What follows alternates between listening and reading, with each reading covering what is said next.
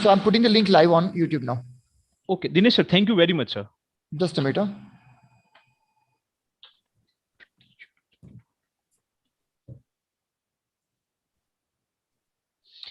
Yeah, we are good to go now. Okay, so we are good to go.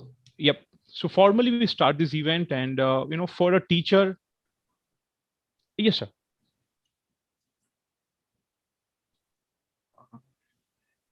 Just give me a moment.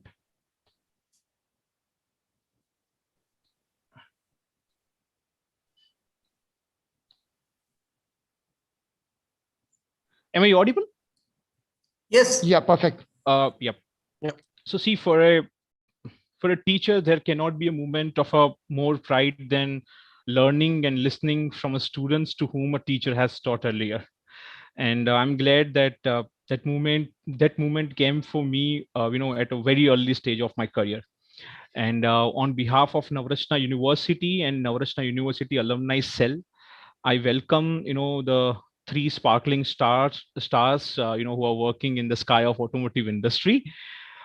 So, a very warm welcome to, all of you, all the three alumni at the same time, to all of you who are attending this event.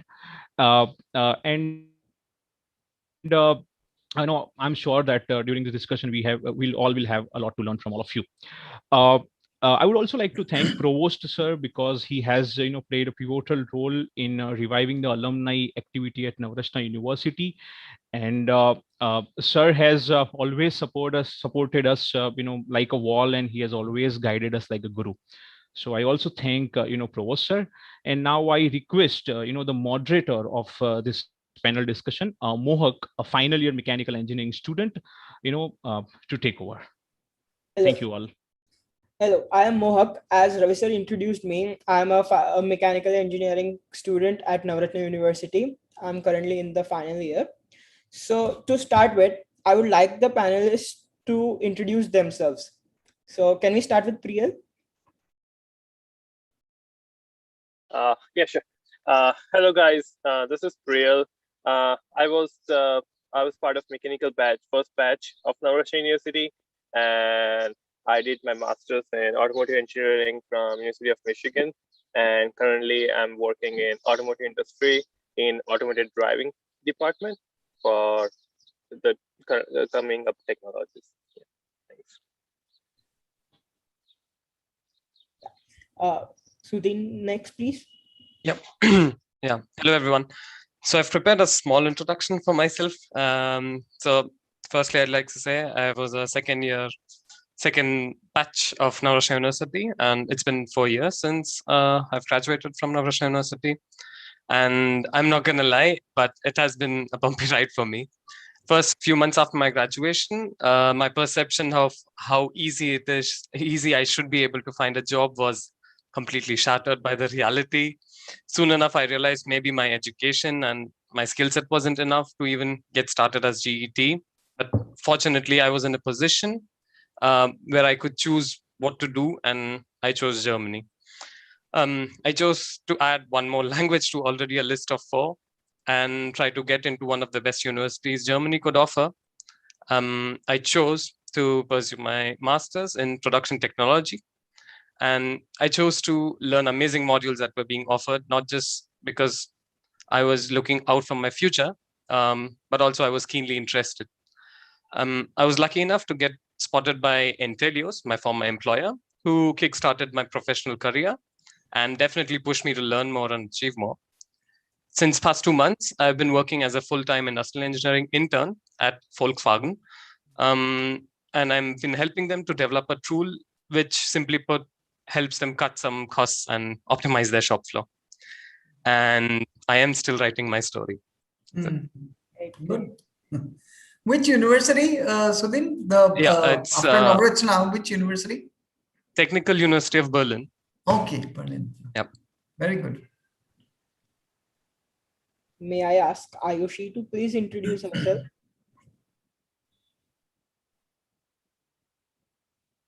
May I ask Ayushi to please introduce herself? You have to unmute yourself, Ayushi.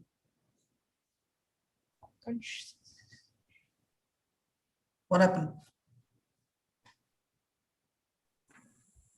Is she? Ayushi, can you please? Yeah, Ayushi seems to be here. Yeah, I can't see her. I think. I think we lost. There was a connection problem, so she's there. Yeah, she's Ayushi, there. are you able to hear us? Can you put in a chat box or something? Yeah, I'll just write to her.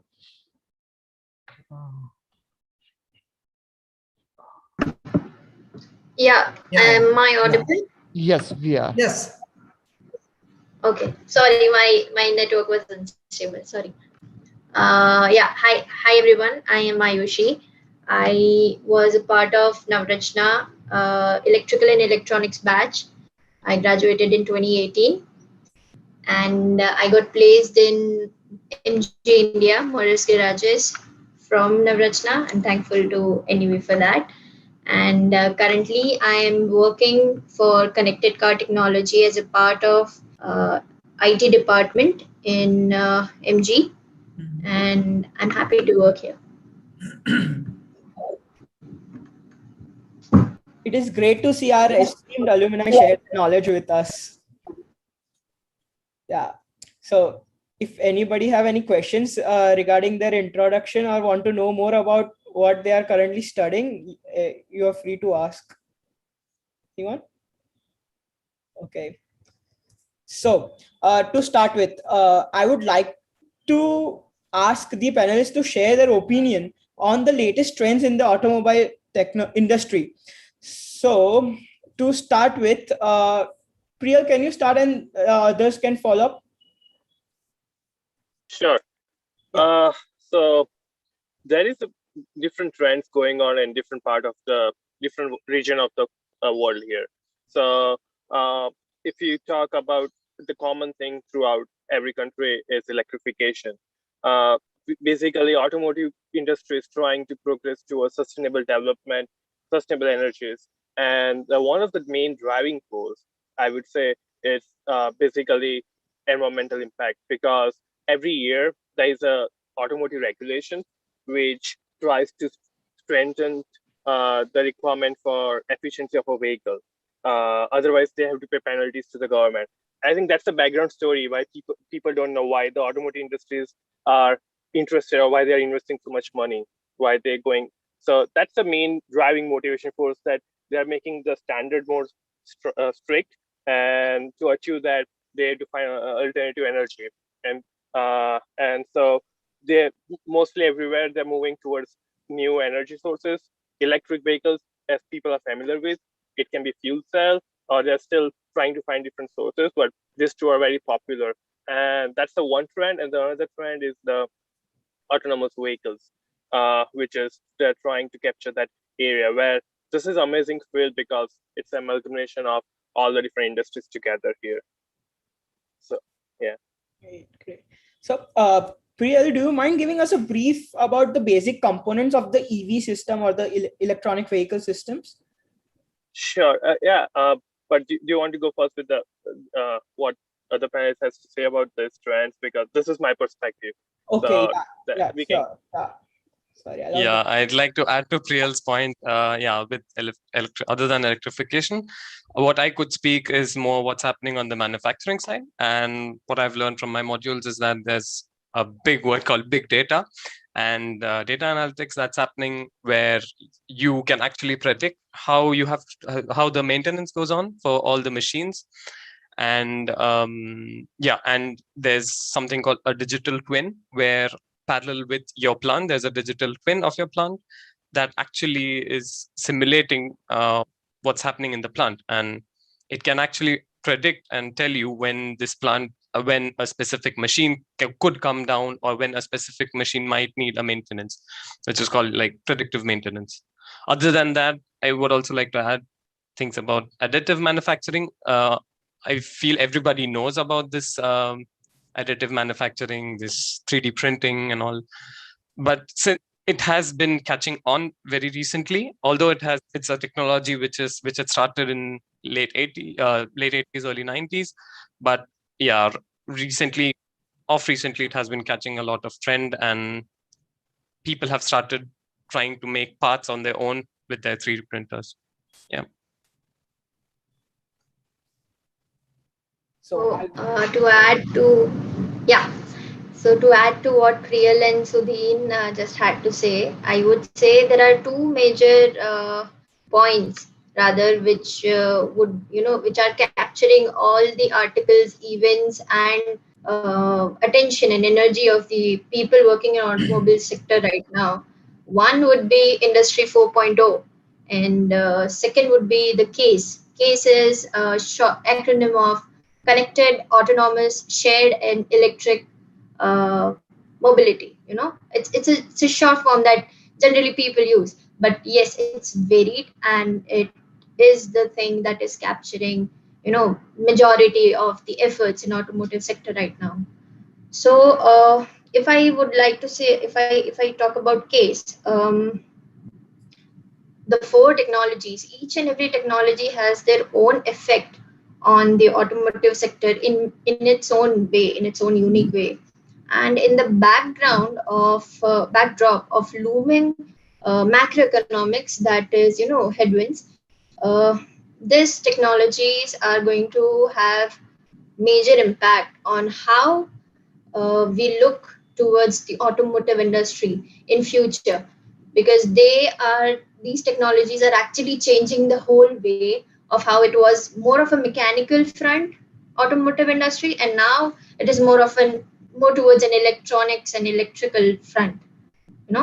So every service, everything is based on softwares now. So that is how it is changing. That is what I would like to say. To just add to your point, like if you see what my panelists said and what I was talking about, you can see that automotive industry is not just now a automotive constrained industry. They have transformed to a mobility industry, because it's not just cars, it's not just two-wheelers. That basically the trend is going towards transferring people one place to another place, whether in a mass or in individual experience, how they can improve that. So there are different ways which is coming out. It's not just cars anymore. It's called a mobility industry, I would say. True, I would agree. Agreed. Can I make a comment, Mohak? Yeah, sure, sir. Okay. No, firstly, all three of you made some really excellent points. And I thought I'll just supplement by saying that, Priyal mentioned about the environment and the need to protect the environment. Today, it's World Environment Day. And so it's very relevant that we are holding this particular session. And incidentally, you'll be very glad to know that Navrachna University, your alma mater, has celebrated World Environment Day today in the morning. We had some very interesting talks on hydroponics as well as vertical gardens. And this was organized by the newly formed Navrachna University Center for Environment Research and Innovation. So that is what I thought I would let you know. Another aspect that Sudheen mentioned is about additive manufacturing. Again, you'll be very keen on knowing and very happy to know as alumni of our university that the Navrachna University School of Engineering has collaborated with the Thomas J. Watson School of Engineering, which is one of the best schools of engineering in the US. The Thomas J. Watson School of Engineering of the State University of New York at Binghamton, New York. And we are holding a series of joint seminars. Yesterday, we finished one on neuromarketing, and the next one on 25th June is on additive manufacturing. And the seminar will be taken by Professor Jia Deng of Binghamton. So please do join this particular seminar.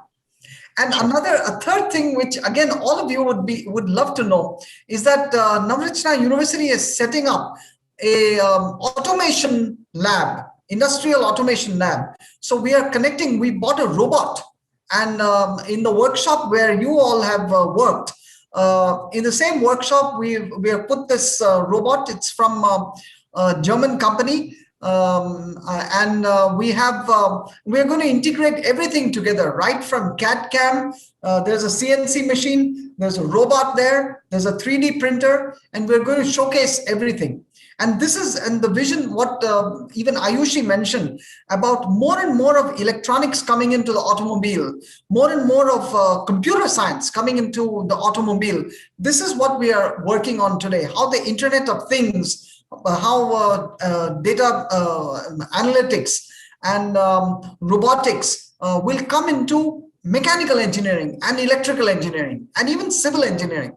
So the core engineering disciplines today are in for a major revamp. And we at Navrachna University are very much in tune, and Dr. Amrish and Ravi and everybody around are very much geared for this new curriculum that's taking place. So thank you so much. It's great to know that our school is progressing such well.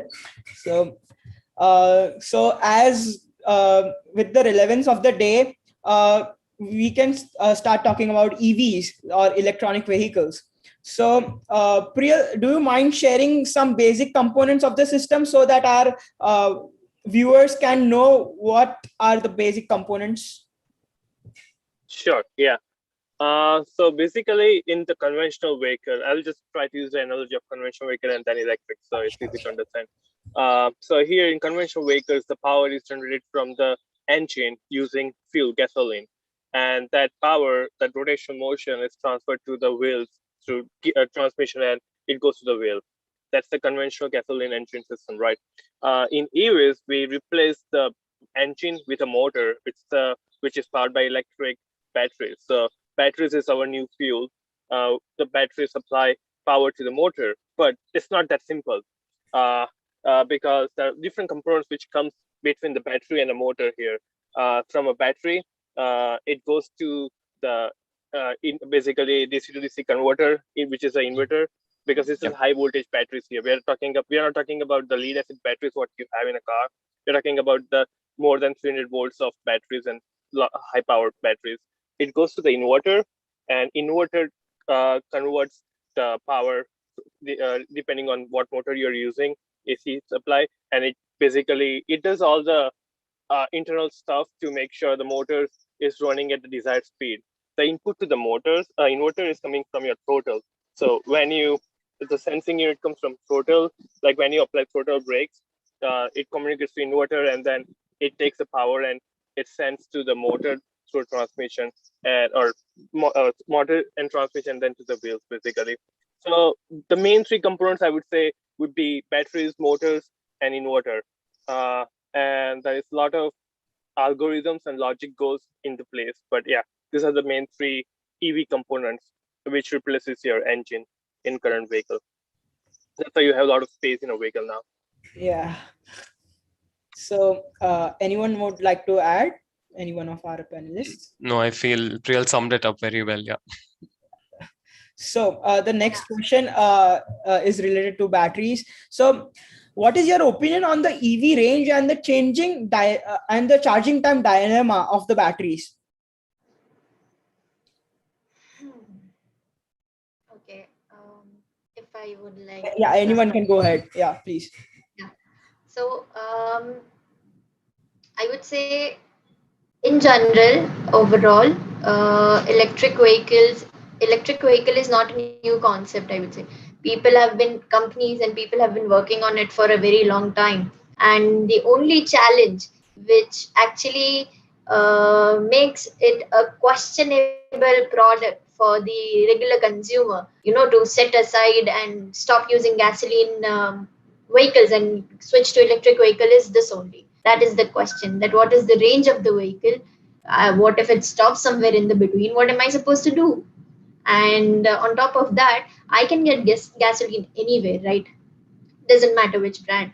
But the infrastructure for the electric vehicle, that is the charging infrastructure, that is the second major major factor, which is why people are hesitant to move from gasoline, and that is the normal conventional vehicle, to electric vehicle.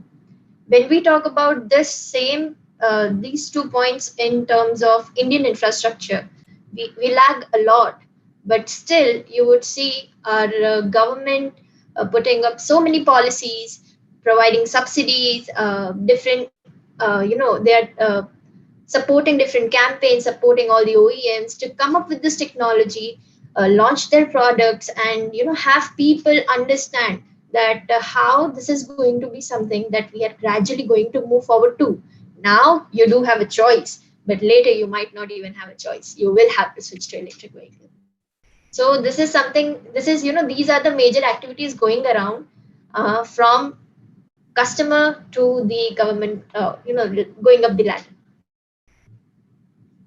Yeah, I also truly agree. Like the range being criticized so much because of the lack of infrastructure.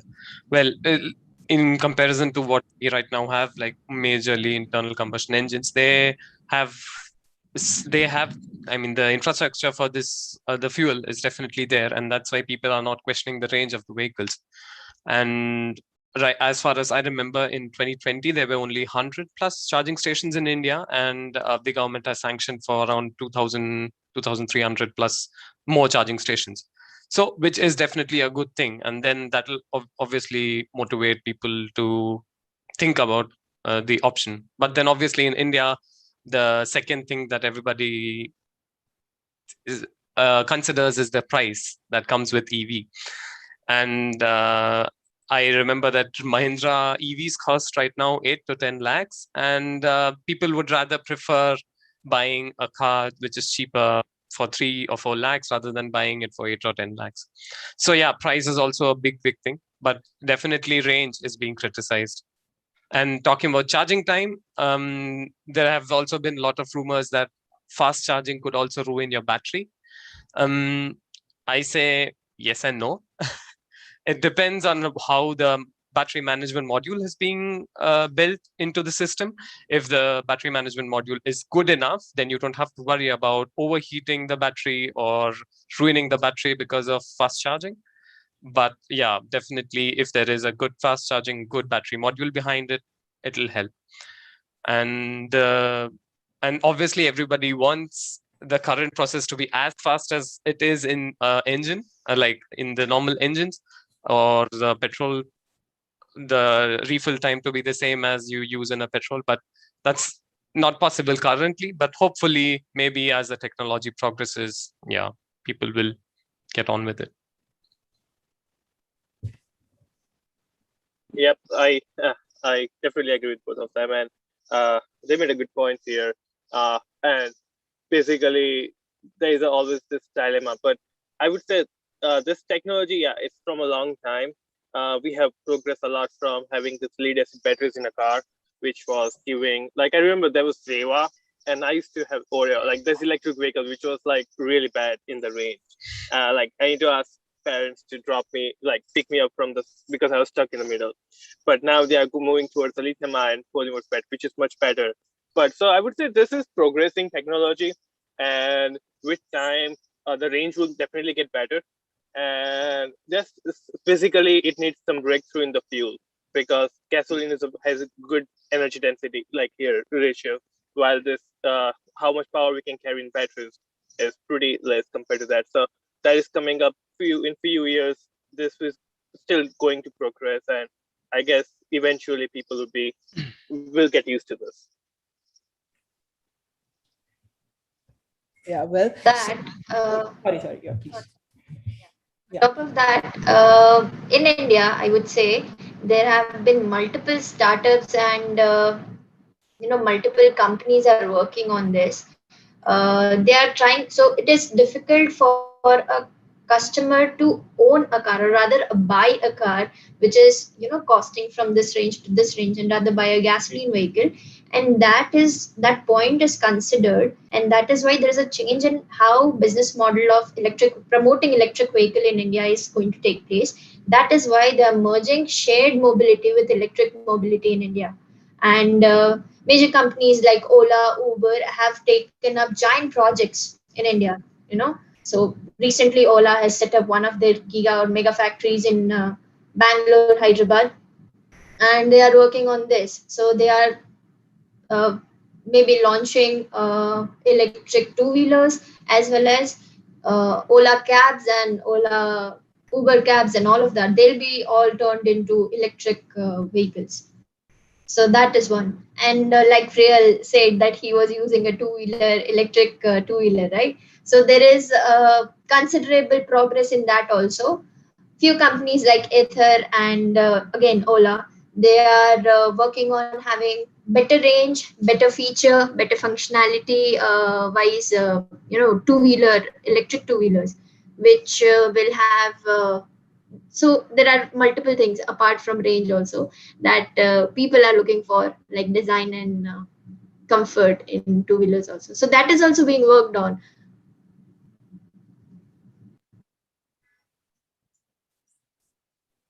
Yeah, like just last comment here on from my side on this topic. So also it depends on the region, because in US right now, the current normal any car, if you see from GM or Toyota or Tesla, they provides range between 300 to 400 miles, or depending on stuff. And honestly, those miles are range is calculated based upon the driving cycle, because those ranges only valid for certain driving cycles, basically, because in electric vehicles you also have regenerative braking. So if I'm driving continuously on freeway, my range would be shorter compared to if I'm driving on a city, because I'm braking more. So similarly, also the patterns here, like the things in US is very widely distributed, so you need more range. While if you consider the scenario in India, where things are very dense, and you have to see how much commute you're doing. So 350 miles range, people are kind of happy here, but not for a long trip, but they're happy with the daily use. So that translates to like 1.6 times, which is like more than 500 kilometers, I guess, in India, which is good. Like one charge and 500 kilometers is good. But right now it's more expensive because it's kind of new stuff coming out. When it goes mass scale, like the production level is at its mass level, things might go down. But yeah, I would say that's a good range for anyone in India to buy, if afford that car, if that high range, but the price needs to go down.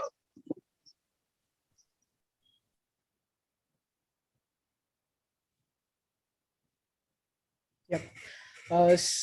As we were talking about batteries and the charging and the how the industry is coping with the dilemma, I would like the panelists to introduce our guests to what do you mean by fast charging, or what do you mean by the what do you mean by fast charging, and how it affects the vehicle, and how much of a matter it is for the customer.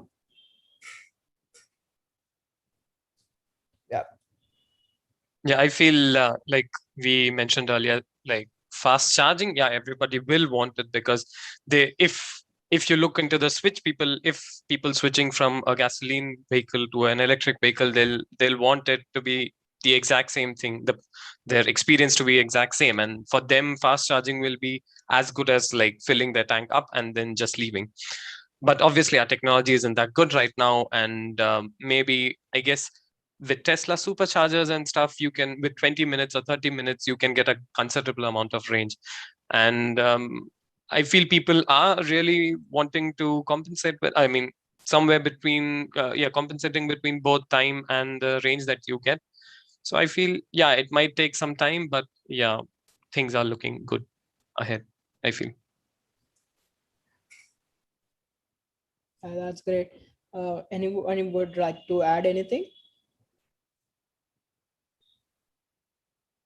So regarding this charging problem, the infrastructure is not right there, because it's not easy like just pumping high energy into battery and it would be done. There are a lot of challenges. Like I usually use the analogy for people to understand. It's like you have small glass and you're trying to fill that glass with a big tank. You are just opening the whole thing and trying to fill it up.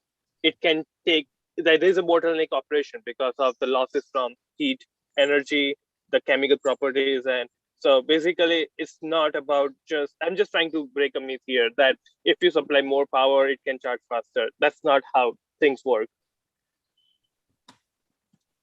Yeah.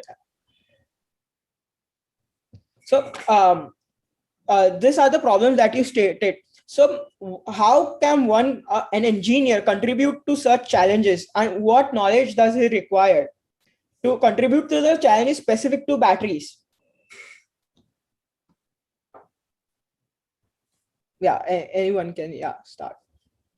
Yeah, regarding the whole battery production, I feel currently all the materials engineers are definitely underappreciated, because the amount of work that they've done to bring up the right proportionate mixture of all the components to everything.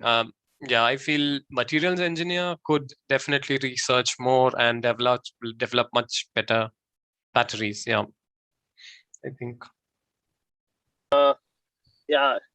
Yeah, I would like to add to that.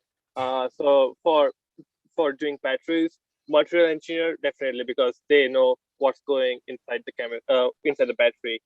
We also need good software engineers and mechanical engineers for this. Definitely, Because battery management module is a big thing, right, Susan? Because Yeah. you want to make sure because in the polymers batteries there are different cells, and you want to balance the cell. You need to make sure the mechanical engineers can do a lot of physical model building of the batteries for the heat thermal models, because you need to make sure the heat thermal dissipation management is right. Yes.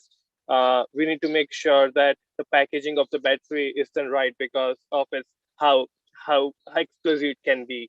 Or so basically, I would say it's a multidisciplinary approach.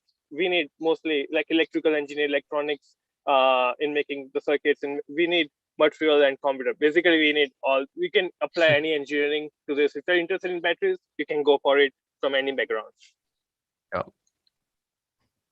Yeah, about this thermal management, definitely, like students who are definitely interested in this thermodynamic stuff and a bit into fluid dynamics, they can definitely get into this thermal management of this battery modules, because they can easily heat up very fast. If there is a lot of load on the battery, they'll heat up very quickly. And an ideal temperature for batteries is considered to be around minus 20 to 20, and preferably obviously in the positive side, like between 0 and 20. Yeah, so thermal management is definitely necessary. Yeah, because that will definitely drive your range. If the company is marketing, we have 300 miles in Tesla S, come to Michigan in winter, like you will barely able to see the range, or go in India in summer at high temperature. Basically, the efficiency decreases a lot, because the operating range is not met. And so it's not just about managing the temperature, it's also contributing to the efficiency of a vehicle. So it's very important stuff for thermal management, battery cell management. So there are a lot of algorithm department which works on just making the PMS, battery management module software, so for this. So it's just like, I just want to add something, or I would rather say I would ask something to Ayushi. Since, the MG Motors has also, made the electric vehicle. It has, I think, already launched. So in India, the temperatures are severe, like it goes up to 50 degree, right? So do we have any specially designed batteries in terms of, let's say, to increase the heat transfer? Do we have a fins, or do we have any fans just like we have in a laptop, so that we can manage the temperatures of battery? Do we have any such systems? How do we manage this heat which is produced in the battery when the vehicle is running, especially in the Indian condition? Specifically when it comes to battery, it is, since you don't want the battery to be damaged in any way, the placement of the battery is in the underbody of the vehicle, right?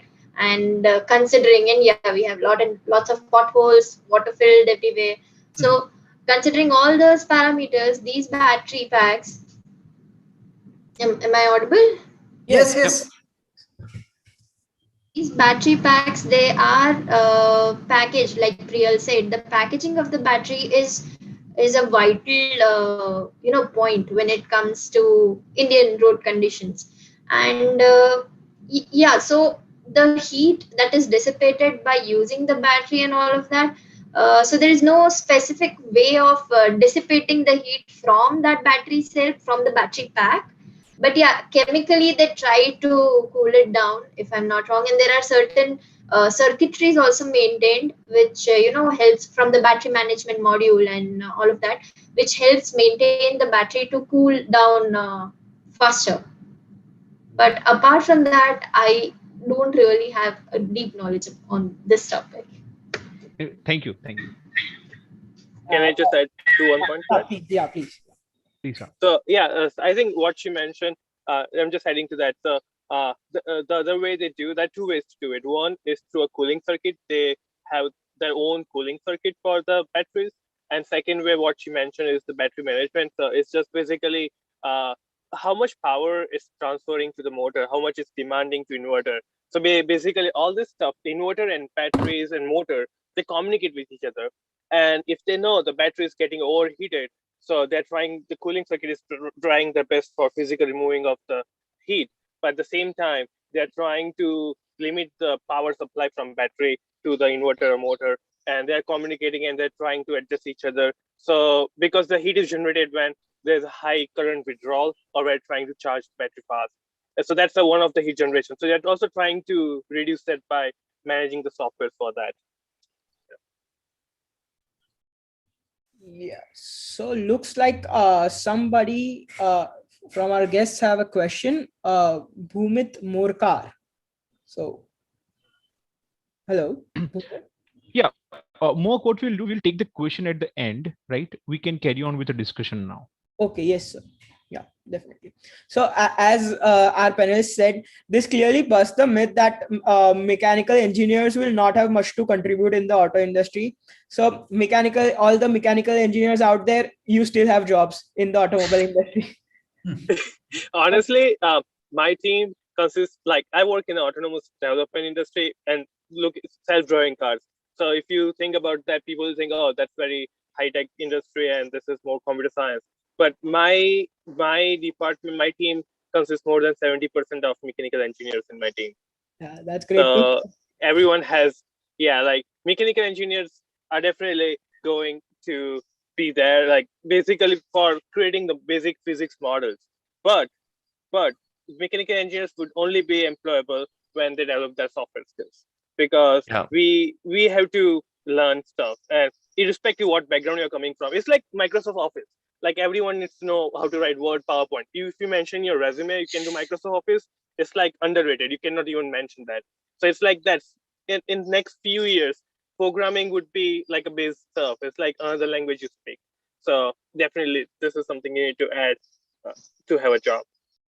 Yeah. And as long as you're creating something tangible, and you're manufacturing something tangible, I don't think so you'll lose jobs. You'll definitely find jobs. It's just that in which field. Yeah. Yeah. So, by the way, we are sorry, Mohak, can I add something? Yes, sir. Please, please. Now, again, for the benefit of the alumni, all three of you speakers and the alumni who are attending, there are major changes that we made in the curriculum. Now, for example, recently we held, we are trying to make programming kind of compulsory for everyone, Python programming. Oh, that's good. Yeah, and we're holding a series of workshops for our students right from first year up to fourth year, where we will teach them Python programming and its integration with various mechanical and electrical engineering applications. Wow, okay. Yeah, that's good. That's really good. That's really awesome. And like just one thing, I just wanted to talk to people, the current students, like they might be going through this linear algebra class, right? And from math, and it might seem boring right now. Just I'm going a bit off topic tangent because we are talking about this learning, and because also currently I'm pursuing this linear algebra again. I'm studying again some classes. I'm going back to bachelor's here. So just like that remind me, like whenever I go to class, it reminds me of Navrachna. So just do one thing, like I know when you're studying linear algebra or math class or anything, it might seem boring right now. It might seem unintuitive, like how you're going to use it, but it's really important. And I kind of apply every day. But I would like to add one more thing to that. So what you're learning is good to know what concept you're doing. But in real world, you're dealing with 5x5 matrix or 10x10 at max, or not even 10x10 in exams, because it will take 10 hours to solve the whole exam. So, but in real world, you're dealing with 500x500 matrices, or in anything, in your thermal management or computer machine learning, whatever you do, linear algebra is going to be there. So while you are learning this linear algebra, try to use MATLAB, Julia, or some other platform or some programming language to solve matrices. Because in job, you're not going to do by hand at all. It's all programming, and you cannot even do, because this is very repetitive labor work, and humans are not there for labor repetitive work. The computers are there for. So if you're doing those classes, take it seriously. It's going to be fun for sure in future. Just to add what Priyal said, I think, in a second year, Priyal, I think your batch was not having that subject, but in a second year right now in mechanical engineering, we have this subject of numerical methods, to solve the differential equations. And in that we, ask students to solve the problems with the help of a softwares. Oh, that's good. Oh, awesome. Yep. Yeah, I didn't know that. Started Yeah, that's really nice. Oh, we can continue. Can also use this software for your IEOR subject, sir. Ravi, sir. Yeah. It will be much more of a time saving. Yeah. Okay.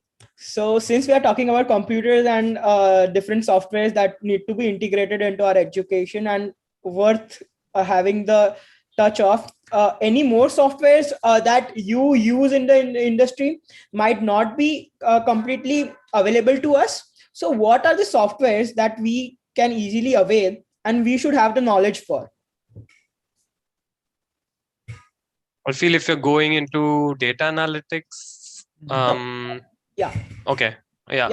You can say it respective to your fields as well, and if you have something other, yeah, definitely. Like mechanical engineers who are going into data analytics, for them, I guess Python. There's a programming language called R, and definitely SQL.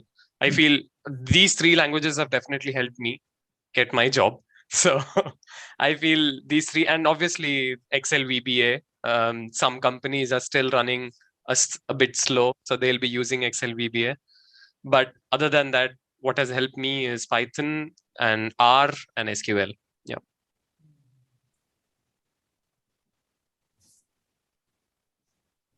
So majorly, like, all the departments, or rather all the companies, all the automotive or non-automotive companies also, they use this when it comes to programming languages. Python, R, Java. I would say Java when it comes to application development towards the software side. Yeah. So these languages are very commonly used. Apart from that, if it is any company specific or any area specific, you'll get to know it by the time you're in there. So that always is going to be there. But in general, these three are there. Yeah, I agree with Java, Python. Those are very good language for application. If I have to say something for automotive, like it depends on what area you're going. You're going application area or code development. I would say if someone start learning the C programming, C language, which is very basic language, they can learn any language easily because Python is based on C. So basically, they are using C, all the languages, and they're making other languages. So it's like if you get a good fundamental understanding of C, how it works, how you define data types, or what are all the technicalities of programming, basically, because it's not just programming, because when you're programming, it's communicating with something. So you need to understand the concepts clear. So once your concepts are clear, I would say if you go to any company and they're using some different tool chains or environment, it's easy to get that.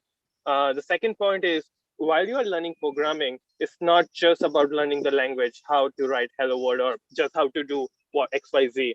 It's also very important to learn the taste, basically, the whole tool chain from programming to testing and deploying, because that's the three things. So that's a very important tool chain. Yeah, exactly. So the test cases, and one thing what we look for resume when we interview is, at least if they're done programming background, they have used GitHub or some software version management tool, because you work in a team and there are thousands of, your team is like 10 people working on the same software. So you have different modules and how you manage the version control. So if you're working in a team in a school right now, and working on some software development between your 3-people team, then try to use GitHub as your repo, maintain that repo, and create the modules in architecture where you work independently and push the changes in and make sure it works. I think that's a good practice because that's what we look for, because that's kind of like bare minimum requirement in a job. Yeah, programmers definitely need GitHub. Yeah, that's something that I missed.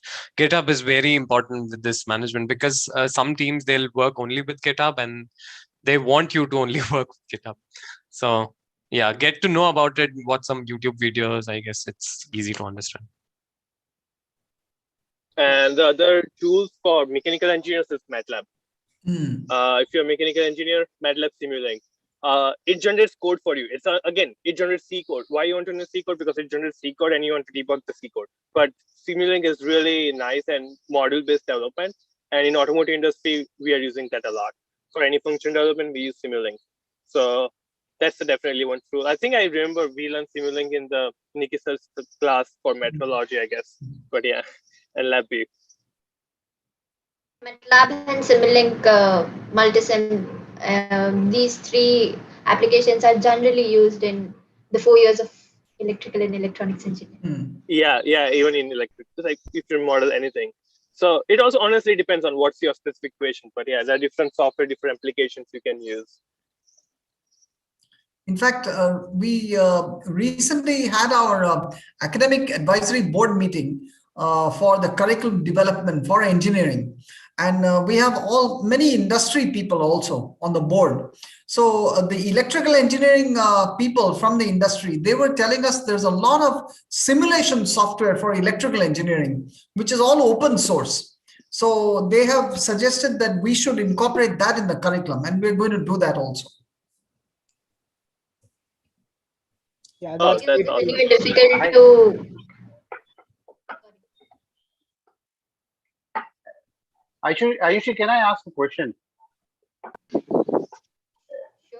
Hello. Sure, sir. Yeah, this is Adil. At MG Motors, what software do you use? I'll be very specific in asking that one. And I would be rather asking this to all the panel members, that what you use in, of course, what is used in the industry is fine, but what are you using at your company? Starting with Ayushi. Okay, sir. So I specifically work on the application development. So the Android tool, the Android SDKs, and the Google Android application development. There's a whole bunch of applications that are used. That is something I think the CSE students might be using. That was something I never learned, but yeah, I had to. I learned it post joining MG, and post I got that role.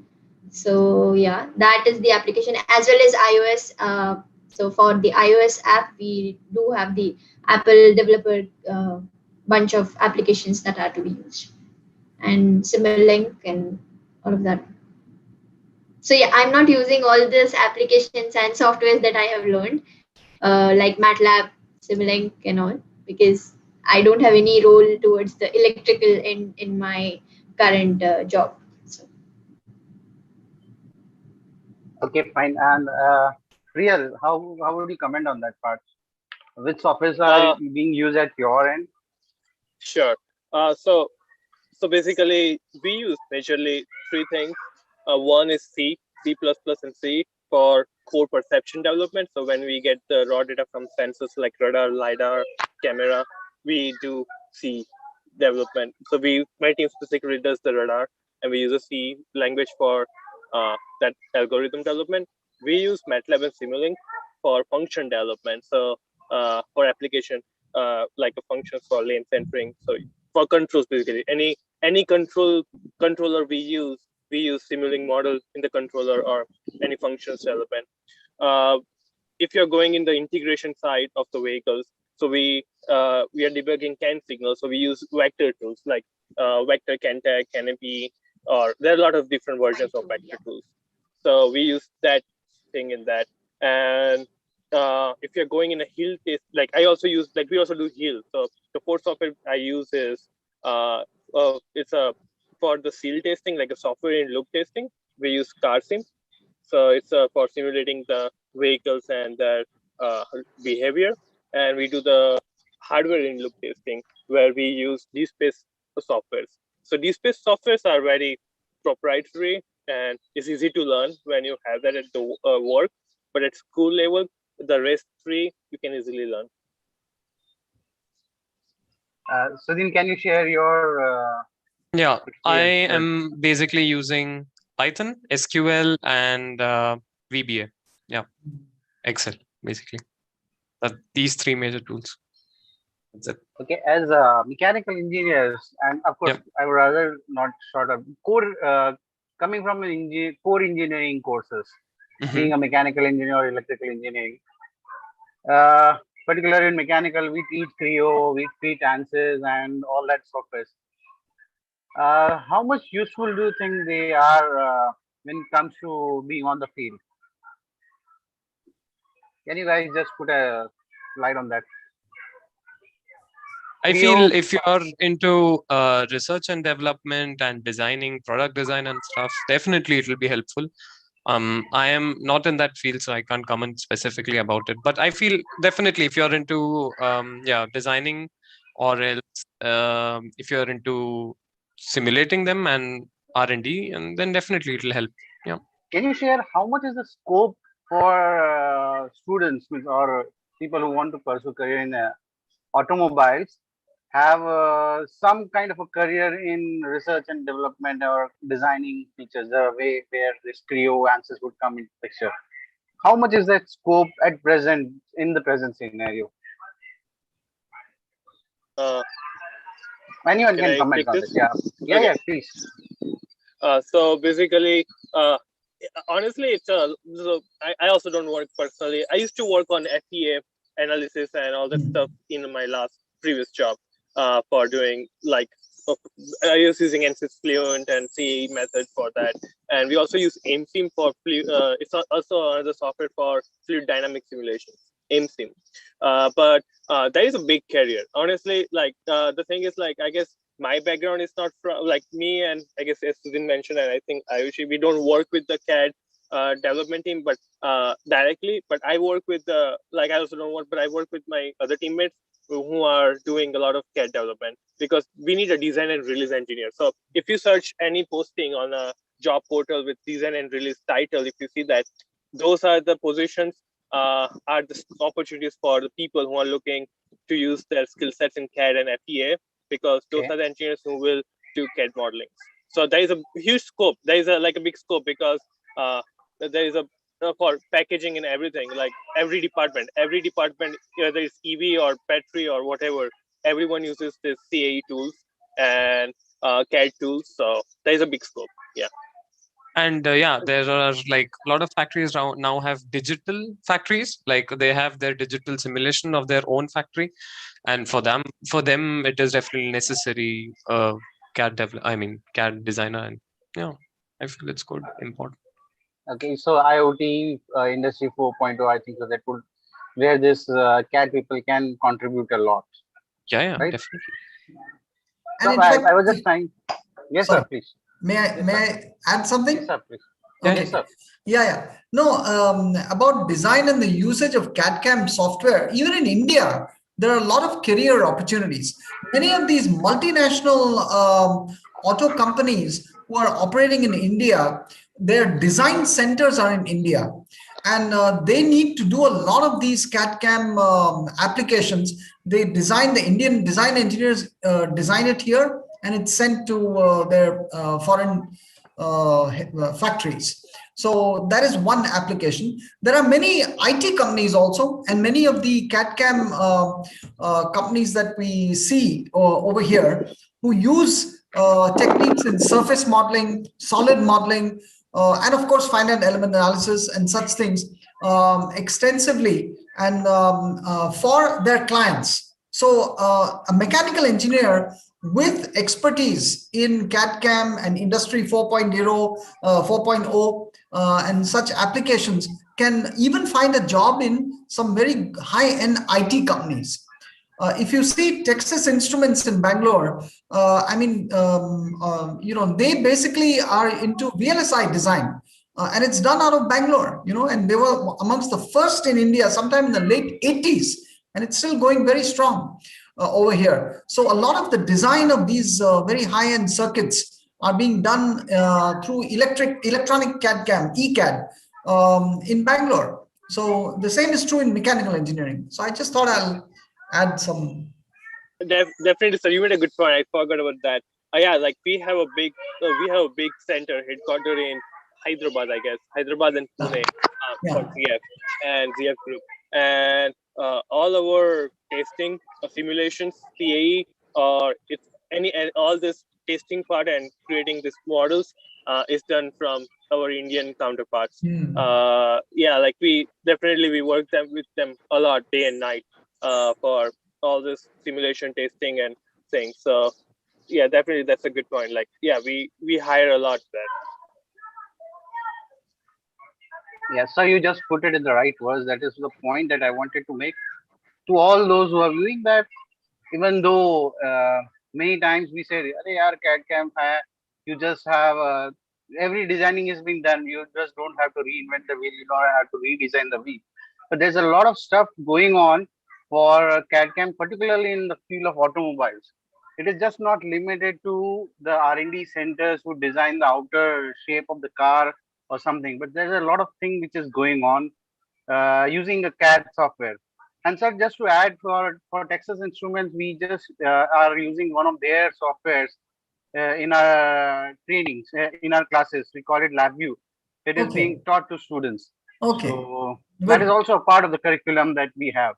Okay. And very nice. Yeah. So that's the point where I wanted to make, that CAD softwares still are relevant, and in automobile industry particularly. And I would rather say every mechanical engineer who comes out has a dream to either design a car or be a part of the designing team of a car. And seeing Priyal, Sudhin, and Ayushi part of it, it's always a proud moment for us. Yeah, please, we can continue with the part. More, can you just drive it through for the next thing? Yeah, sure, sir. Sir, I would like to ask Sudhin one question. Since, as you mentioned earlier, that there is a software that you use to simulate your processes on the floor. Yep. So, can you give it a name to the software? And yeah, some companies will have their own. What is more accepted is Siemens Technomatics. It's a factory planning software where you can actually put in machines and models of machines, and then you can specify their work time, and you can plan shifts for people in it. And yeah, it's a really good software. It's called Technomatics. Okay. And there's a programming behind Technomatics also, which has its own code structure. Okay. Yeah. Yeah. And Ayushi, I would like to ask you one more question. That is, as you are working on the coding stuff and the human interaction stuff that MG has to offer. So can you tell me how important is the human interaction subject and the interface of a connected car? When you say connected car,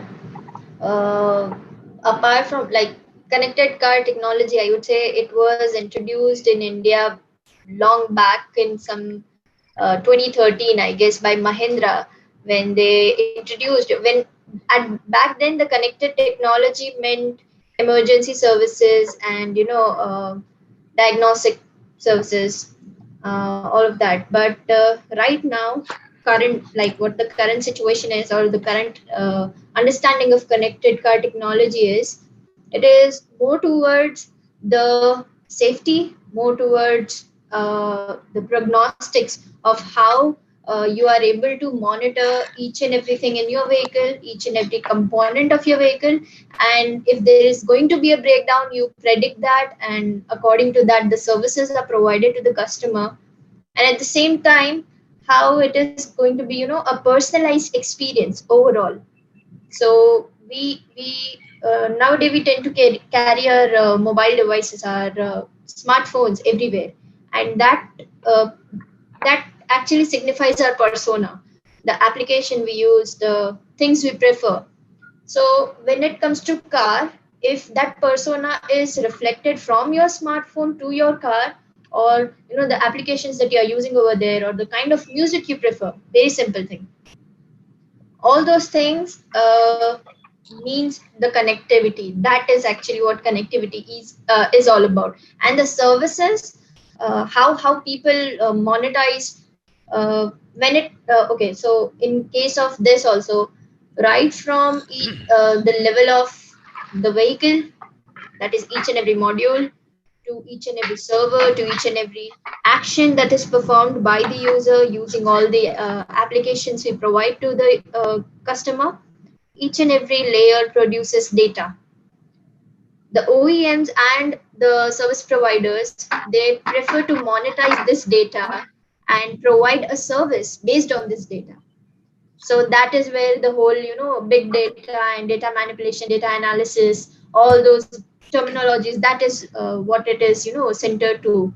And when it comes to human interaction, you want your vehicle to be more personalized as per what you need, convenience in each and every way. So you provide a screen to the customer. That was the first step. You provide applications on the screen, you provide controls on the screen.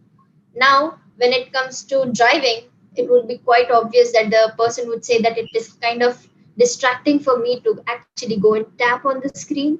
So what we do, we provide the voice control. According to a recent study for Indian OEM in Indian automotive industry, it is said that by 2023, 80% of Indian vehicles are going to be voice controlled. We have most of them over here right now. Most of the vehicles, even the basic vehicles like Venue, the base model is also having voice control features. So human interaction is there, how you prefer, and how humanly response or feeling you want within a machine. You just don't want it to be like a machine, a car that is used for driving from one point to other point. You are going to be using it, you're going to be spending so much time in there that you want to do so many things, just not drive from A to B. That was the conventional meaning of a car, drive from A to B. Now it is not that. Yeah. People prefer to utilize that time for so many other things. Yeah. So that is in a gist, that is what I would say is human interface for connected mode. Since we are talking about connected vehicles, what do you see in the newer, what do you see coming in the technology aspect of the connected vehicle in the future?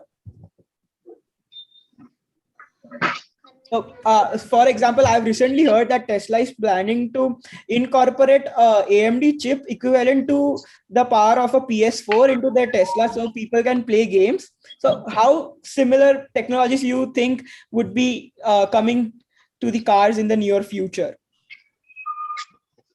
So, okay. There is no limit to what you want to integrate, in the vehicle. It is just, the only limit is how much can the customer spend to actually, buy your car. That is the limit. Apart from that, there is literally no limit to what technology you want to integrate in your vehicle and provide to the customer. So yeah, definitely Tesla, I would say Tesla is always thought out of the box, and their products are also something that generally, I would say, in India people won't prefer to buy, because efficiency and cost is something that it is the foundation of everything for Indians, I would say. So I'm not really sure whether people would prefer to have that. But yes, the other OEMs who are there in India, apart from MG, who are focusing on providing more features and evolving from a normal vehicle to a connected vehicle. They are providing basic stuffs first, like remote control application or like predictive maintenance services, then driver behavior analysis, insurance based on that, and infotainment services, entertainment. And going forward, electric vehicles, maybe autonomous vehicles, although that would take time. Just to add here to a point, like as you mentioned, autonomous vehicles. If you want to stretch out the future, let's say 10 years later. So what's happening here is people are also trying to. There are a lot of startups going on right now, and they're not just developing autonomous vehicles, but they're developing whole stuff inside. There are a lot of concepts out here. It depends when it will come, but basically when the cars will become autonomous, what the person in the car, inside the car would do, right? Like, will they work out? They can set up a gym inside the car, because when they're going to work, they can do their post pre-workout in the morning. Or you can have some movies like a whole big movie theater in the car. Because the thing is, like, it's like you're traveling in a cabin from A to B to your school or work. You have that time now. You're not driving actively. So people are coming with the creative ideas how to replace that and what to do. And there are a lot of scope and dreams outside that. The day is no far, it's not far that when we will see people playing football and cricket in car, it seems.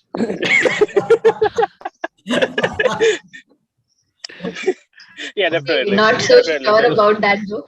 FIFA, I think so. FIFA, CS, Yeah. must be correlating to everyone. Yeah. So I guess that's really good point to sell to in Indian market, to have cricket inside the car. I like that. We already have, we can't play cricket in the vehicle, definitely. That is having a different set of constraints altogether. I do not like that. Yeah, I was just But kidding. yeah, I know. Same here. So we do have, like people prefer to have news, read out the cricket scores. Like if there is an IPL season, the commentary, the cricket scores, and all of that. So there is a live cricket score, live commentary on your infotainment screen. That is a service that we have over here.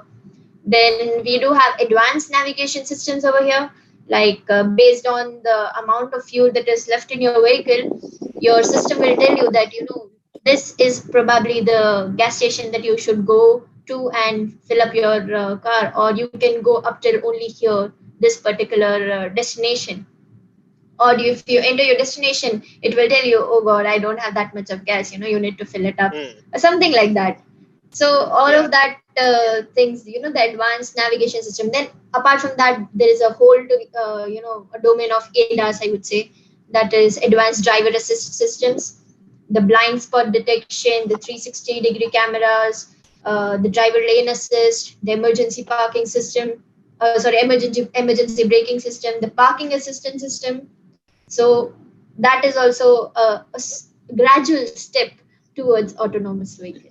Yeah, I would say by 2025, those would be standards in every car produced. By 2025, if you buy any vehicle right now in 2020, like here in US, and if you buy any car right now in 2021, we'd have lane assist, or at least LKA, which is lane keep assist. It's not lane centering, but it will help you to know when the car is when it's going off the lane. It will help you to correct you back. But this, like all these ADAS features, which are level 2, would be there by 2025 in every car, like automatic lane changes, highway assist. So if you're just imagine, if you're going from Baroda to Ahmedabad, you just go on the highway, set the speed. I'm talking about level 3, not level 2. Level 3, where you can be hands off, and you will reach from Barodara Express Highway toll to the Ahmedabad toll, and then you take over the car. So you set the speed. It will slow itself if there's a vehicle. It will accelerate itself to the set speed.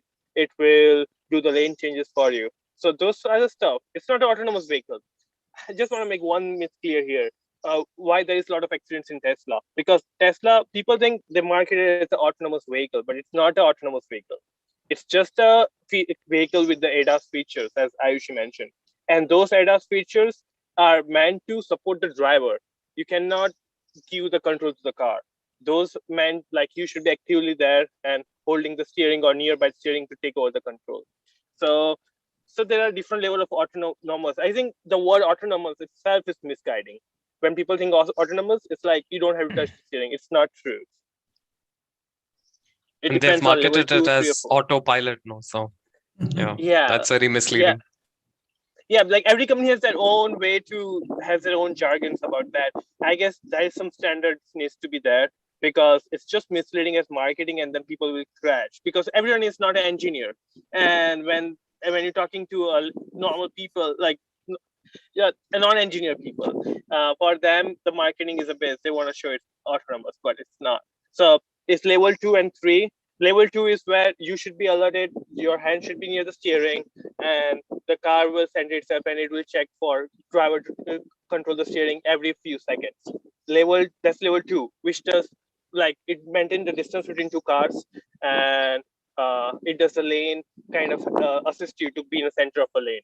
Level 3 is when you have prolonged time. Basically, you're driving a car, you don't need to hold the steering, you can relax, but you should be awake. You should be on the driver's seat and looking at the road, or at least doing, because the car will give you alert like 10 or 15 seconds before that, take away the car because I cannot handle anymore. The scenarios where I cannot predict and I cannot make decisions, take over car. It will give some time to you, but you still need to be in driving seat. Then comes level 4, which right now all the startups in US like Waymo or Cruise Automation, it's a $1 billion industry. Honestly, autonomous vehicle is a $1 billion industry right now. There are billions of dollars pumped every year, and those vehicles are meant to be driven without being on a driver's seat, but still not everywhere. It's not like you can go from here to Mumbai and say drive me autonomously there. It can do only if it's within the domain, because they map the region. It's a specific domain, specific weather conditions. In controlled environment, the car can operate. The car cannot operate out of that environment. And level 5 is where no one is right now at that place. Is where you can do, your car can take decision for you without any constraint. So there is a lot of, like I think Ayushi mentioned about the remote control. So in level 4 right now, what we have here is basically teleoperation. So when your vehicle is, so there are a lot of demos, like a pilot program going on in different part of the states here to drive a car autonomously from one place to another.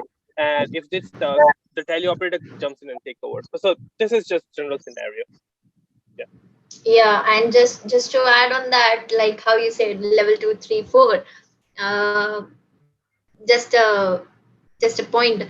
My company MG recently launched one vehicle, Gloucester, which is having, I would say, in India, only big brands or luxurious brands like Mercedes, Audi, BMW, they have the ADAS features. So apart from that, we are probably in that segment, we are the first ones to have the ADAS features.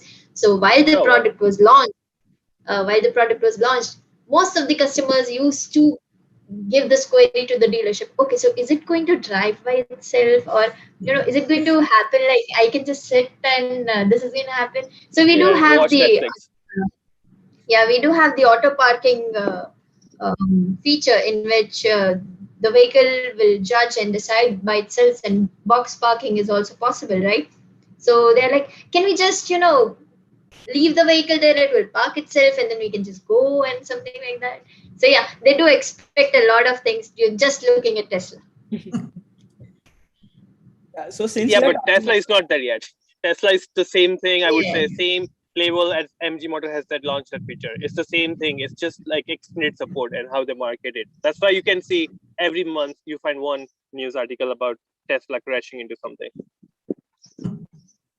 So since we are talking about the ecosystem for autonomous vehicles, so what do you think the future of autonomous vehicles in India, and what changes would be required in the Indian transport ecosystem, to accommodate the autonomous vehicles, the complete autonomous vehicles, as Priyal was commenting? Is it to me or Ayushi or Susan?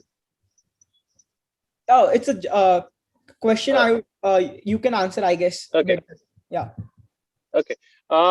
So I would say, like, there are several things. There are two things here. One, technical challenges, and one, financial business side. Finally, business side leads the whole motivation. for anything. So in Indian market, let's assume we have technically we can solve all these variable scenarios in India. I'll start with this financial first. First of all, there is no really a motivation for level 4 vehicle in India.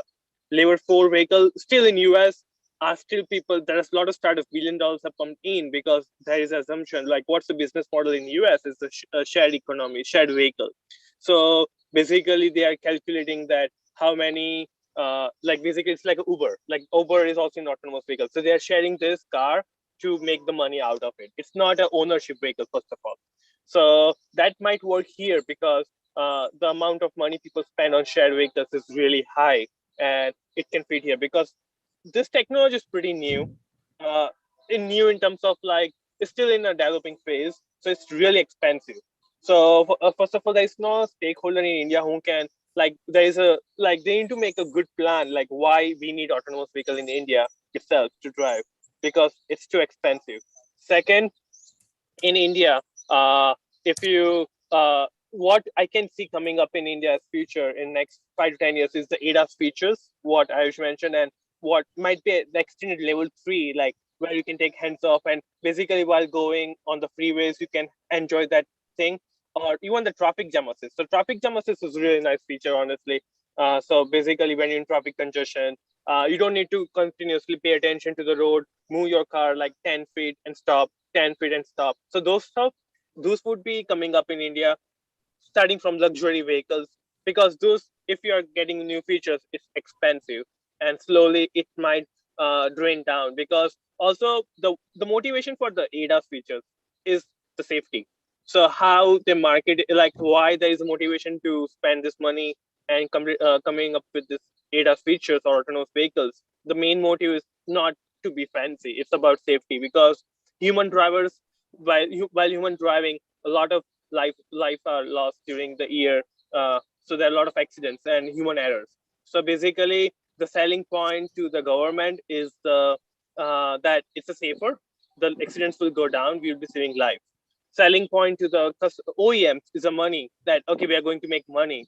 And selling point to the customers are that oh, we are giving you free time. You don't need to worry about driving in traffic conditions or anything. We will give you ease and convenience and luxury of use your time for something else. Like that's like basically depends who you're pitching and talking to and how you pitch this idea to. So for Indian market, I would say autonomous level 4 is way far. In US, it's coming in like they were predicting 2012, 2020 is a year where everything would be autonomous. You're in 2021, nothing happened. We are still talking about Snapchat and TikTok here. What's coming up in now the new predicted date is 2030. Like you'll see the pilot program running everywhere in small cities, but it's level 4, and it might come in 2030 to be more commercialized in as a cruise vehicle. In India, by 2030, you will have level 2 and level 3 features. So all the features what Tesla is offering right now would be in market by 2030. That's what my prediction, and as per my research, it is. And level 4, we'll see in the future how it goes and things. But from technical side, there are a lot of challenges because in Europe and US, American like states here, we have very regulated traffic conditions. While in India, that's a challenge that we have a lot of variables here. The traffic condition and congestion is a lot of variables coming in. So the technology needs to cope up with that. We need good infrastructure and we need good government legal system setup. So legal is the first thing, infrastructure, business model, and then we would be able to see fully autonomous vehicle in India. That's my take on this. Mentioned case earlier, that the word case, that is connected, autonomous, shared, and electric.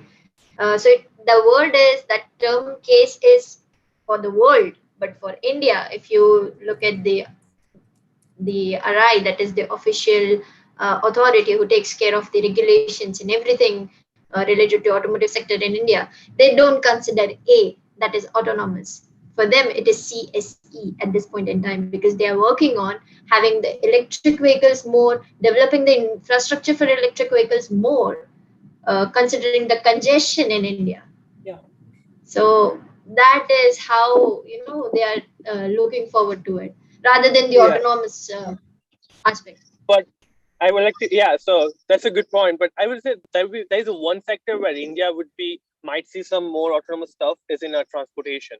So the goods transportation, the big trailers and trucks, you can see platooning coming up soon in next 5 to 10 years. So platooning is like basically one leg because you are transferring goods from one place to another.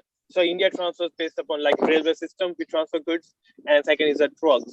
So what's coming up is platooning. So it's a vehicle. When I say connected vehicle here, it's a different acronym. I mean, connected vehicles like vehicle to vehicle communication, and it will follow one lead vehicle, and all the vehicles will try to follow it.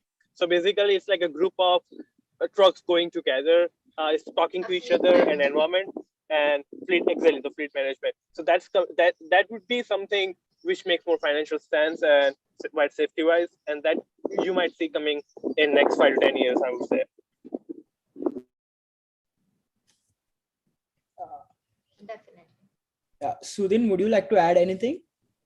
Yeah, no, I feel they both summed it up very well. I am not well into this autonomous thing, so I don't have much knowledge about this. But yeah, it's definitely enlightening for me as well. I have also written down some points, so that's good. So Ayushi, as we were talking about the C in the CSE system, the connected word. So do you feel that as the cars get connected to the internet, so would there be safety concerns citing the cyber attacks and the cyber crime going all everywhere? So do you think that would be a concern in the market and the industry? Definitely. It not would be a concern. It is a concern. At this point in time also, we hardly have entered the connected car technology field of in India. Still we have the concerns of cyber attacks and cyber security in vehicles also, because when we say the cyber security of a vehicle, you are practically talking about XYZ person having access to your vehicle or tampering with your vehicle that could lead to loss of life, a fatal accident, anything, right? And at the same time, a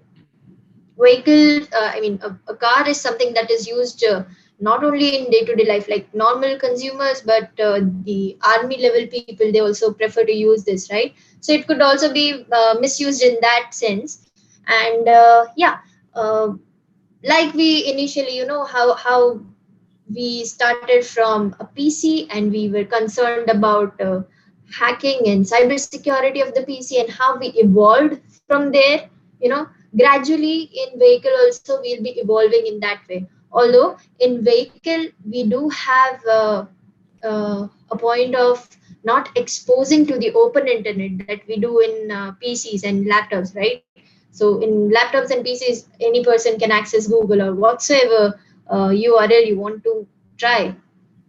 In vehicle there is a constant, there is definitely a constant, because for internet you are using the M2M sim, that is machine to machine chip communication. It is not a normal sim that we use in our phones. It is a different industrial grade sim which has a different set of regulations.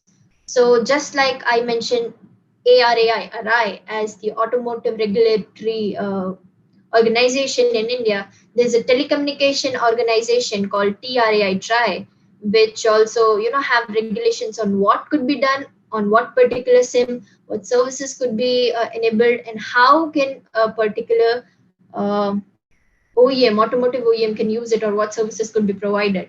So there are multiple layers to it. Like Priyal said, the finance, the economics, all of that comes. It's not just technology.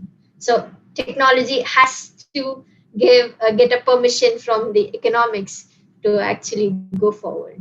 So yes, cybersecurity is going to be a major point, and that is definitely going to be a major field for the CSE guys. Evergreen, I would say. Anything you would like to comment, Priya? On cybersecurity, I think she covered a good amount of stuff like from her end. So I would just say like cybersecurity is a new army.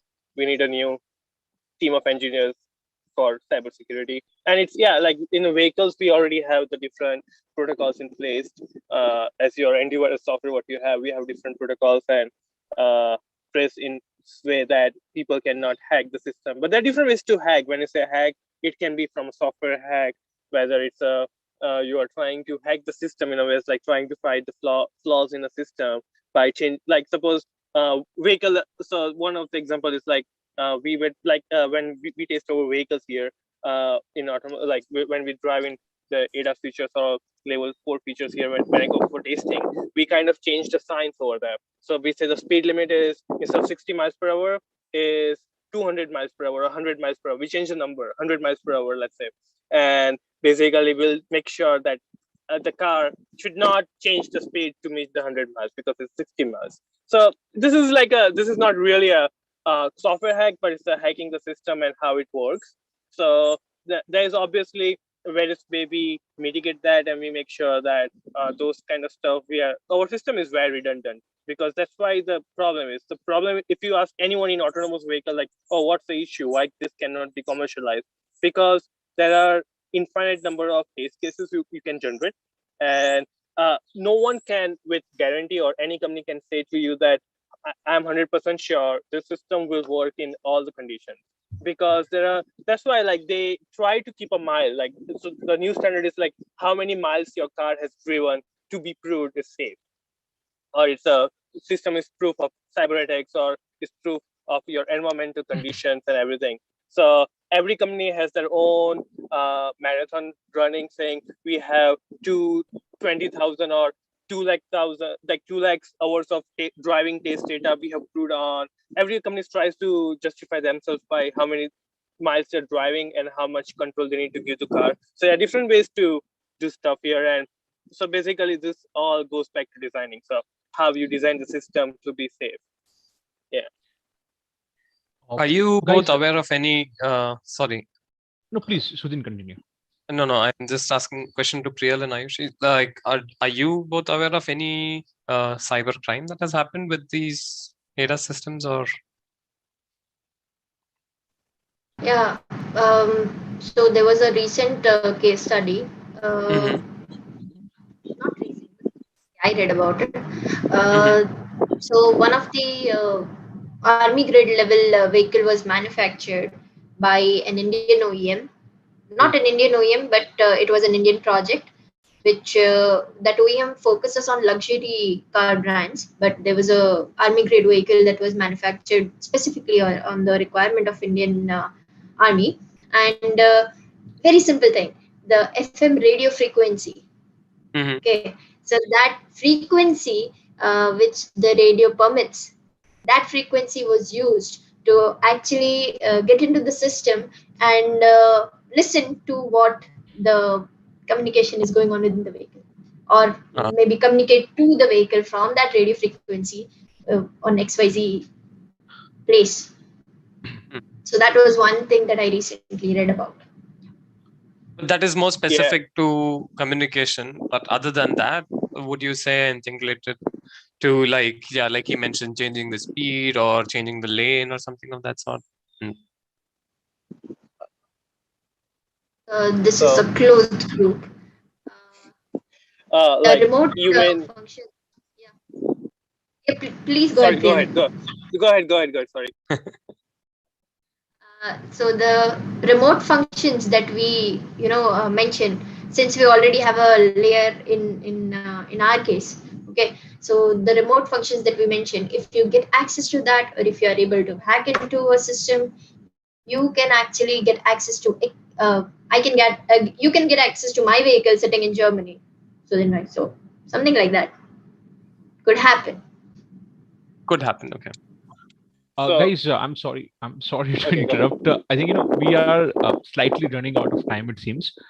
Can we take questions, some of the questions that I have received from participants, and can we, sure, if you guys can please quickly answer that, So one of the questions that I've received, that which automation tool is more in demand for software testing? If you can quickly.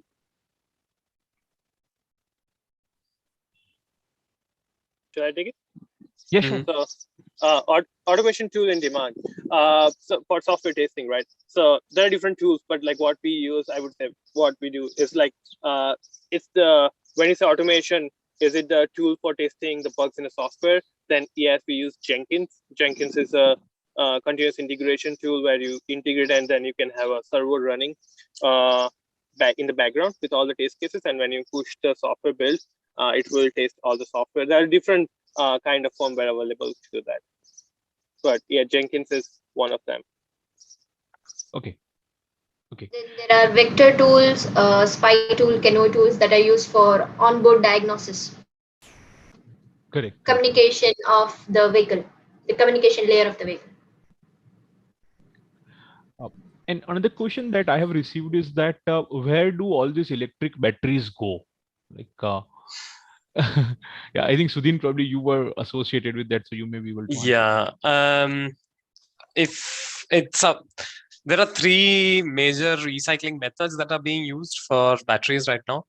One of them is literally like physically and mechanically getting things out of it and reusing stuff.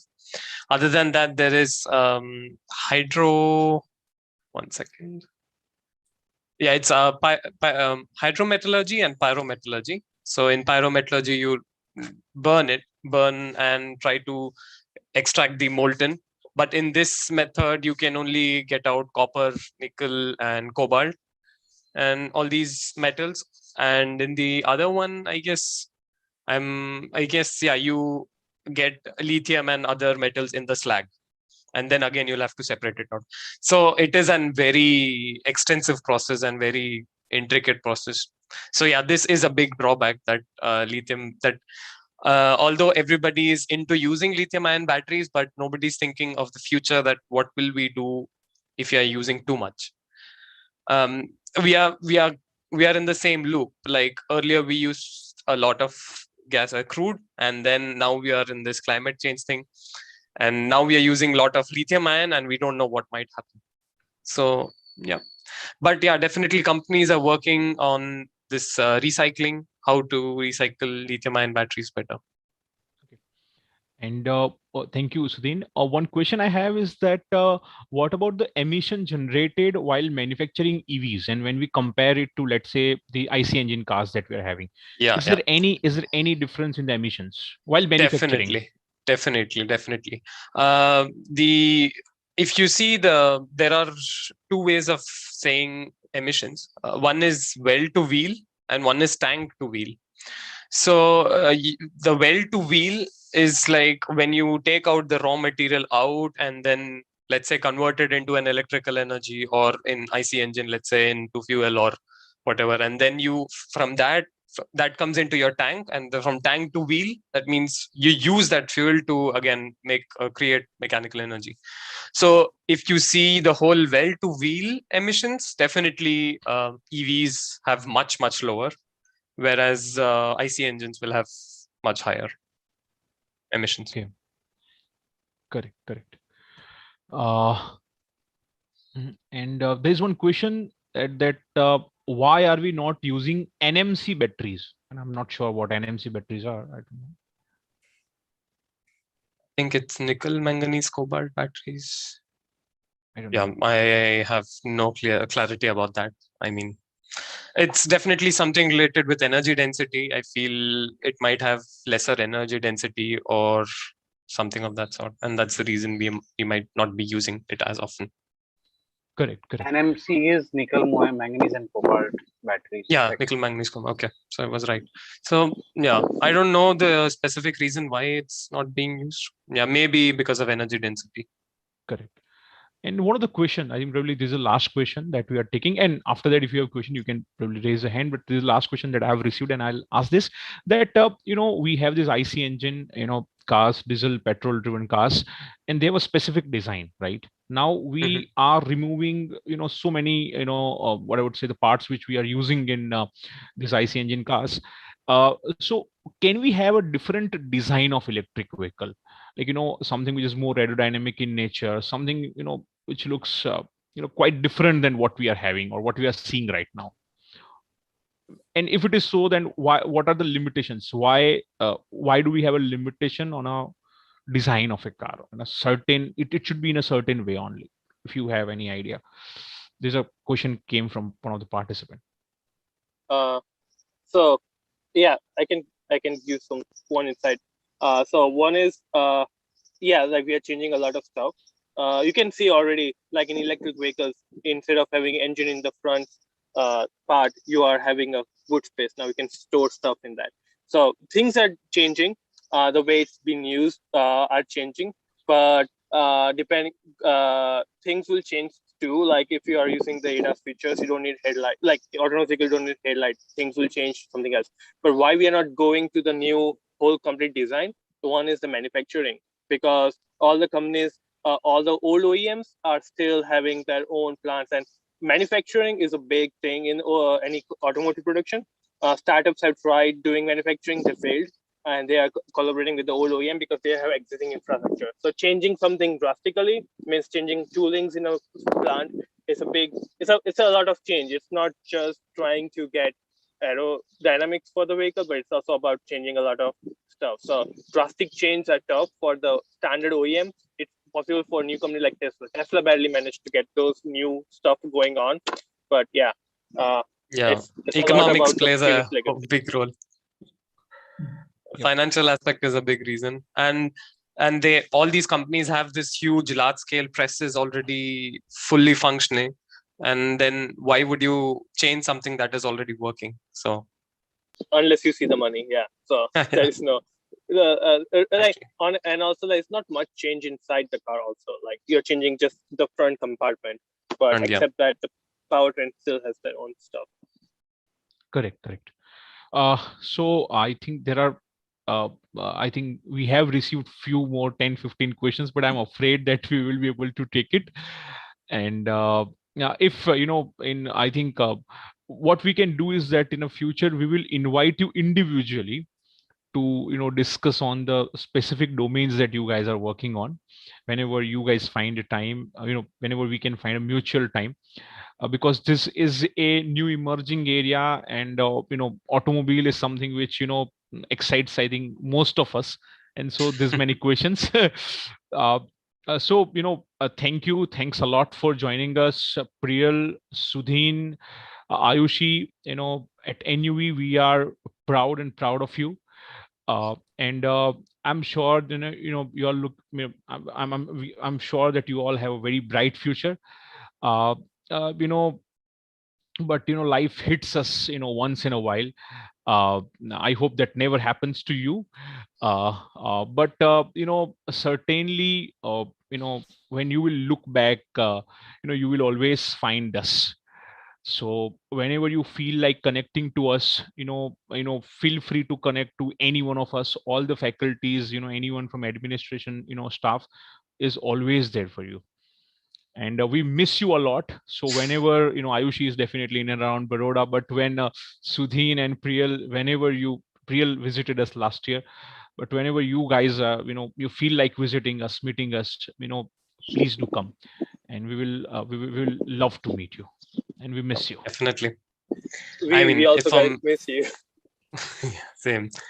For me, it's been like I've never been able to return back to India since I've come. Last year I had decided to come, but then everything got messed up. Yeah. But definitely whenever I'll visit NUV once, visit all the faculty. It was a fun it was really good experience last year to see you guys and college growing up, getting new stuff in, and seeing how the students coming up with the new ideas and bright sparkling eyes. It was really nice to see, and it was nostalgic. Yep. And the last announcement I want to make, that a university has bought a platform on which all the alumni can come together. So it's going to be like a social media for exclusively for all our alumni, and we are in a process of setting up the what I can say, the portal, and probably in a month or so I think we will go live. And so when that will happen, we will definitely let you know, and we will do if possible, we'll do a huge virtual event, and then we will launch the platform. That'll be great. Thank you. So, Thank- Nilesh, sir, if you want to add something, and then we can no, wrap it up. on behalf of Navrachna University, I want to thank all three of you, Priyal, Sudhin, and Ayushi, for spending so much of time with all of us. And it's really very rewarding. We are so proud of you and what you guys are doing all over. As Professor Ravi mentioned, this is your university. You're welcome anytime, physically or virtually. And do connect back with your university. It's very rewarding. In fact, you should also think of guiding your juniors, the current students who are there. You can even help mentor them in some way or the other, guide them, because there are so many changes happening and you know what is happening. Actually, you are on the spot over there. So you know what is happening and you can, and that's very rewarding to give back your experiences to these youngsters. That's what it is. There are a couple of things I just thought you would be very happy to know. Apart from these, what Professor Ravi mentioned about the Alumni Connect that we're talking about through the portal and the robot also, which I spoke about in the automation lab. Recently, we, about a year back, under the leadership of Professor Adil Khan, we got the Student Startup Innovation Project grant from the government of Gujarat. And in 1 year's time, we've come out with 5 proof of concepts across the university. 2 or 3 are in engineering, 2 of them in science, 1 in management, which is also a patent in management. So, and we have been ranked A in just 1 year. You'll be very happy to know that, the government of Gujarat came up with A, B, C category of universities for utilization of the student startup innovation, the kind of performance review. And Navrachna University is in the top 20% category of all the universities. Great. Yeah. That's so I awesome. thought I would share this Congratulations. good news with you. Congrats, yeah. Yeah, and there are incidentally, there are a couple of the grants that we have got in engineering include a grant which Professor Adil himself is working on along with Dr. Hiral, which is for composite material. And there are also a couple of patents that our School of Engineering has received. One is again by Dr. Hiral and Dr. Kedar on composite structures, composite materials. And there's another one by Professor Nikki, which is connected with solar. There is also a very interesting funded project, which you people would be very interested in knowing and very proud to know. Our School of Engineering has won this under very stiff competition from IITs and such prestigious institutions. This has been driven by Dr. Kedar Pathak. And it is a project for defense, and it is a project of national importance. So you'd be very happy to know about this as well. Navrachna University is doing a lot That's of great. That is good. Yeah, that is good. Good that's to really see university is also like developing. That's nice. Yeah. Thank you so much for coming today, and do stay in touch, all of you. Sure. Sure, sir. Thank you so much. Thank you for inviting. Thank you, Professor Ravi and Dr. Amrish and Professor Adil and all the faculty who joined us today. Thank you. Thank you, sir. Thank you, everyone. Bye. Okay. Bye. Bye, everyone. Bye. Have a nice day. Bye. Bye. Bye, everyone. Take care. Bye, Aditya. Bye. By the way, how are you doing? All good? Yeah, much better. We'll have a Good. separate I session mean, on when that we had decision. this, I guess 2 weeks back, you were Yeah, 3 you were weeks down back, I because of wasn't COVID, well. no? Yeah, But how are you feeling better now? How is everything? yeah, much better. I've joined my duties. Oh, We'll that's have good. a session again about the similar session where I'll be talking. We'll talk Definitely, much we better. should. We should definitely. Definitely, yeah. Okay. Till then, Okay. bye, everyone. Take Yeah, care. Be bye-bye. safe. Be healthy. Bye. Yeah. Take care. Bye-bye. Bye-bye. Bye, everyone. Take care, all of Thanks you. a lot. Take care. Good night. Good night. And Priyal and Sudhin, have a good day. Bye bye. Yep. Bye. And please feel, I mean, for students as well, if they want to contact us, they can definitely contact us whenever they want to. I mean, I have been helping out Arya Shah. He was a junior. He was mechanical, I guess. And yeah, he just came to Germany and I helped him a lot with the process. So, and I felt happy that at least he contacted me and told me that he wants to come, and I was glad that I was able to help. So for the students as well, if they ever want to contact me, they can feel free. Okay, sure. I'll share your mail ID with them, and if they want to contact you, they will. Yep. Thank you. Thank you very much. Thank you. Yep. Sure. Bye. Bye. Bye.